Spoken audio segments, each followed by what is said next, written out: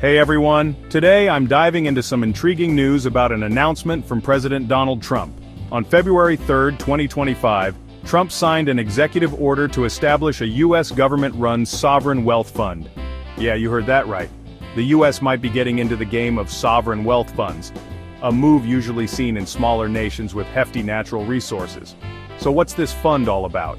It's designed to boost economic development, potentially funding things like new airports and highways, and even extending U.S. influence globally in places like Panama and Greenland.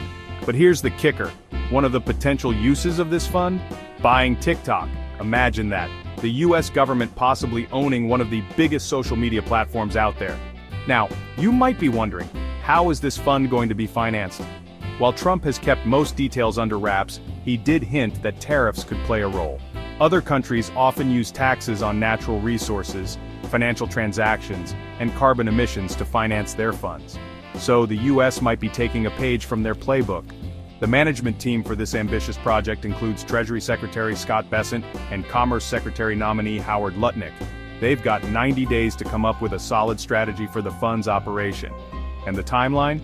The goal is to have this fund up and running within the next 12 months. That's pretty fast for something of this scale.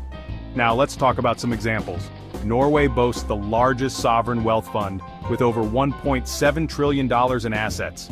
China's got a hefty one too, with the China Investment Corporation holding about $1.3 trillion. These funds typically invest in global financial markets, covering everything from stocks and bonds to real estate and private equity. But not everyone is on board with this idea. Critics argue that these funds can suffer from a lack of transparency, which might lead to conflicts and corruption if not properly governed. It's a valid concern that the U.S. will need to address if they move forward with this plan. So, what do you think? Could a U.S. sovereign wealth fund really take off? And is there a future where TikTok is owned by the U.S. government? Drop your thoughts in the comments below. If you enjoyed this video, don't forget to like, subscribe, and hit that notification bell for more tech news updates. Thanks for watching, and I'll catch you in the next one.